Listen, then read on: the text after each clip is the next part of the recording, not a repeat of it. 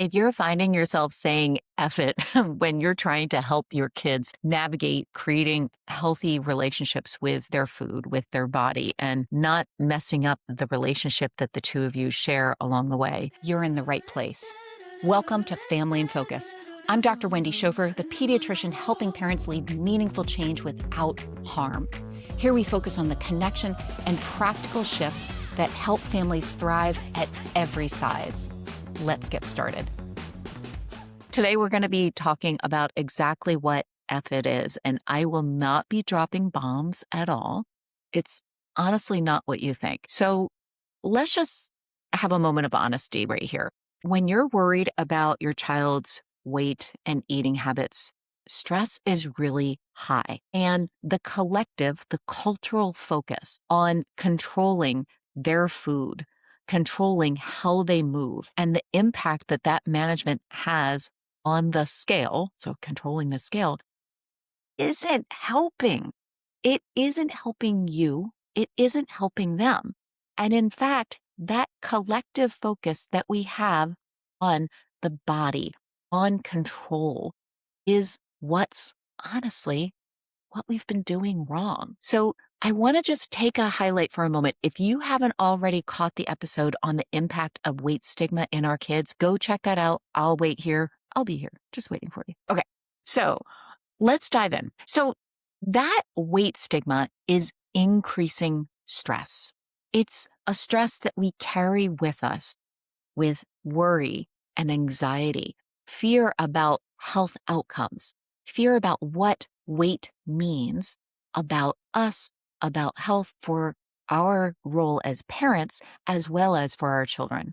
It's time for us to understand that stress a lot more and what it's doing to our ability to help our kids. So this is what happens when we're stressed. In the classic stress response cycle, if you will, you were just like hanging out, minding your own business, and then you would detect a tiger and you'd be on high alert. And things would happen in your body. You would start feeling the tension, feeling fear. Your body would get ready to escape. And there were a couple of different ways that you could respond in order to make it to see the next day. So fight, flight, freeze, fawn. If you detected that tiger in the neighborhood, maybe you would throw hands, you would fight, you would run away as fast as you could. Maybe you'd freeze and pray that he doesn't see you, or get friendly and be like, hey, you want to check out one of these cool little Facebook cat videos? Maybe the tiger likes that kind of stuff. Okay, that's not how it works today when parents are stressed. We cannot outrun our kids' habits and health. It does not work to fight. We've all been there. We all know how that does not work. And, well, getting friendly, becoming a wet blanket and giving in to all of the desires of a candy-seeking 6-year-old doesn't create meaningful change. Today, a lot of parents are experiencing freeze as a response to modern stress. But instead of praying that the tiger doesn't see you or playing dead, it's actually that sensation of feeling stuck between a fear of turning in the wrong direction. So diagnoses, repeating shame that bullying, having to deal with another meltdown, or causing more issues, including the fear of seeding eating disorders. This feeling stuck can lead parents to dig in for control, which is a new F that we're experiencing right now. We just want to fix it, just want to fix whatever it is so that we can survive to see the next day. Or we're turning to find whatever is convenient in the moment. F it. It's kind of like, I just need to feel better right now. Let's just hit the escape hatch. So with those two Fs, fix it, and I'll just say F it. Let's understand those a little bit more, because this is where we are as parents. When we try to fix, well, that often looks like controlling portions, controlling movement. My God, just get off the couch.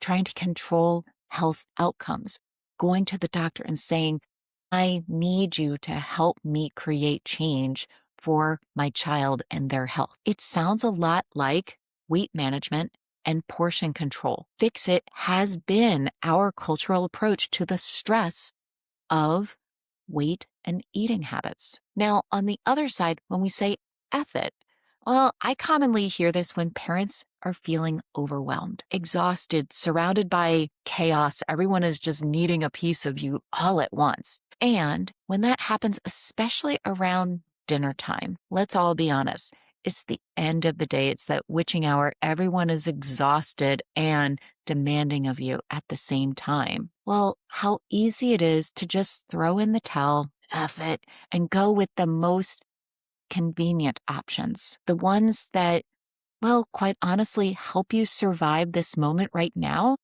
but perhaps don't tend to address or help the concerns that you have about your family's eating habits for the long run. F it often looks like giving in the moment and then giving yourself grief about how nothing is changing. Our kids are seeing this.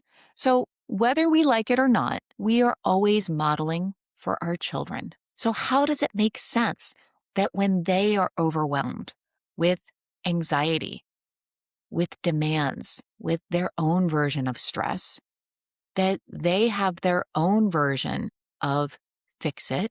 So trying to control what's going on in their life, whether that's food, whether that is their body, whether that is their words, and just wanting autonomy so very badly. They argue, they push back. Or if they have their own version of F it and internalize messages that there's something wrong with them along the way. Whether we are trying to control or looking for an easier way to fix what it is that we're experiencing right now, it's really often about the stress that we're experiencing. So if we want to create changes for ourselves, for our children, for our entire family, without the harm of restriction, shame, and all the food fights, we need to shift our focus, quite honestly, to understanding the stress, to the thing that we are so desperately trying to run away from, but we can't, to understand why it is that we are coping, what it is that we're trying to cope with,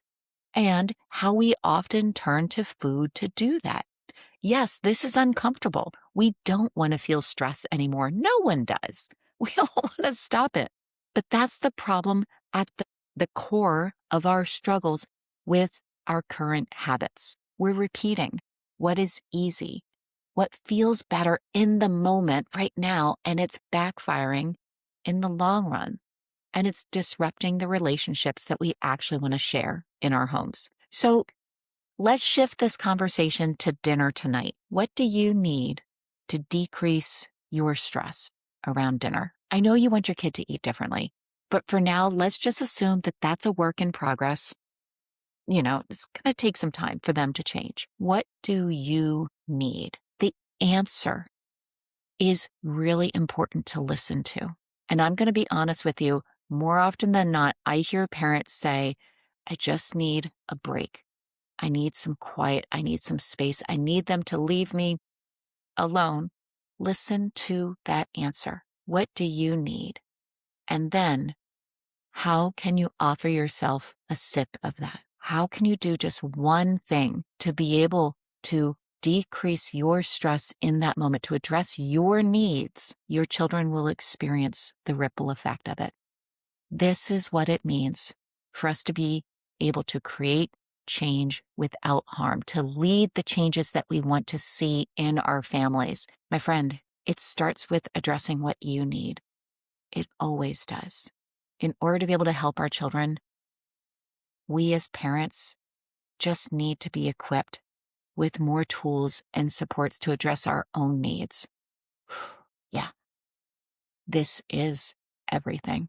If you're ready to dive in more, you want to learn more about how I help families just like yours, come on over to wendyschoffermd.com and learn about Family in Focus and how we can work together.